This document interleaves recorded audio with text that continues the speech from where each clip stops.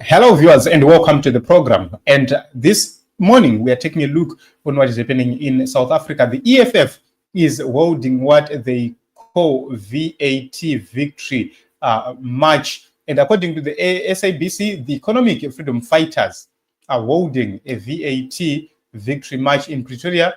And this march is set to begin at the Union Buildings, and then it will proceed to National Treasury. And it's very, very interesting. We have heard the leadership of the EFF. They've spoken to the media. Let us take a look. Thank you very much, and good morning to you, Natasha, and good morning to the viewers.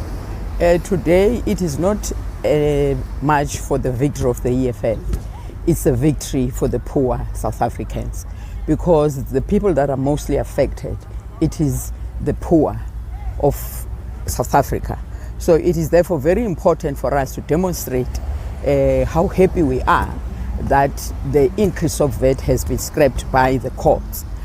So today we are not only celebrating the victory, we are also here to reaffirm our stance against the increase of VAT and against the austerity measures that will affect the poor.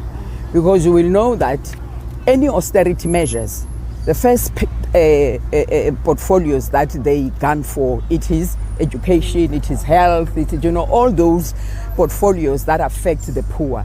So we want to make sure that, to set the tone here from today, that what we're expecting, it's not austerity measures that will affect the poor. As I have said, we have students that are unemployed, graduates that are unemployed. So we're looking at the budget that will create employment opportunities, a budget that will not take from the poor. Now, as we are sitting here, they are sitting with the DA. They have not consulted any political parties. In fact, the EFF has not been consulted for us to take proposals. We have tabled proposals before, but we had thought that again, and because then they did not take them into account.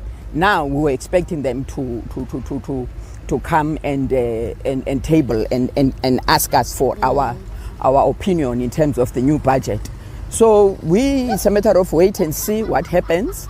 And of course, we cannot rely on DA because together with DA, they are a majority. And the DA is not interested in the poor. What they are there for is to make sure that the apartheid laws are still in place. Look at what they use the VAT for. They use VAT to bargain for what they are looking for. They want the NHI scrapped. They want, yes, we also, don't agree with NHI, but for different reasons. They also want the Bella Bill scrapped. They don't agree with land expropriation without compensation. So they are using the VAT to gain what they want. So they are out of the picture. We don't even want to talk about the DA. We are expecting a budget that will be pro-poor. I mean, even the SARS has already said to us, to everyone, that they can easily collect 800 billion if they have proper measures in place and sophisticated equipment to collect revenue. So why always run to the poor and take the money from the poor in order to finance the fiscal? So we are expecting a budget that will be pro-poor. Yes, of course. As I have said, EDA is there to claim victory of issues that they were never, part of setting the foundation. Yes, we can discredit the ANC, but they have set a foundation, but it's just that they have policies that they are not implementing. What they are after is after their pockets, lining their pockets, instead of making sure that South Africans are looked after.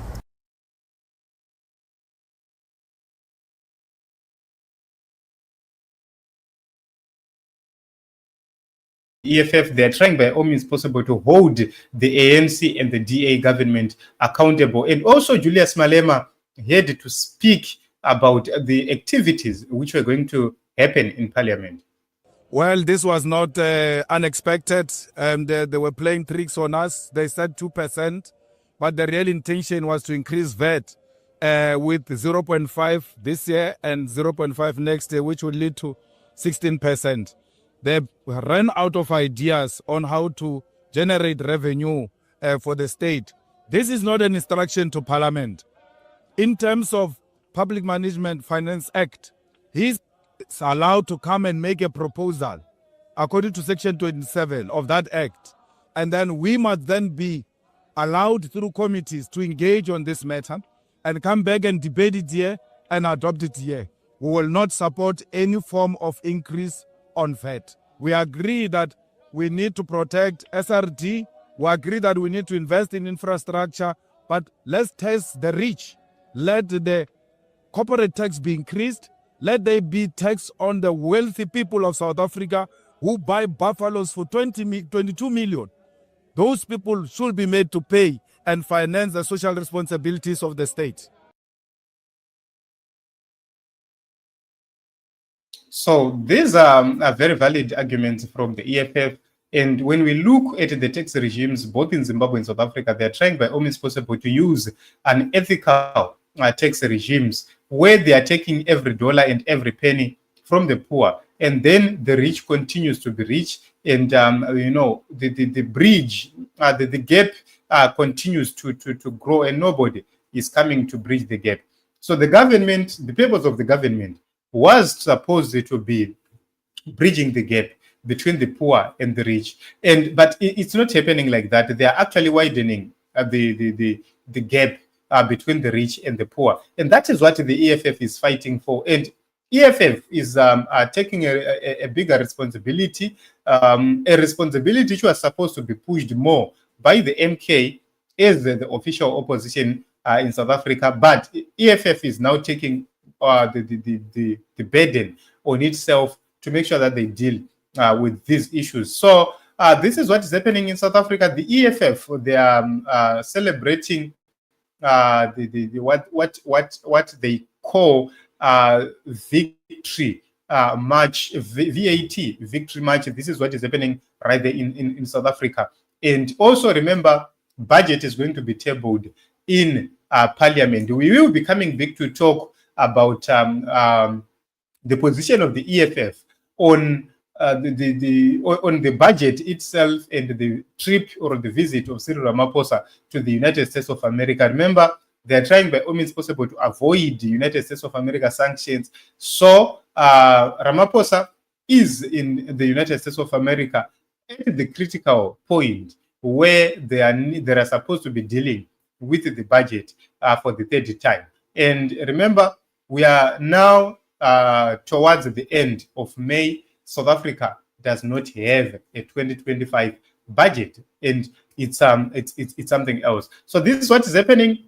We will continue to watch and see, and we will be covering each and everything happening within the EFF.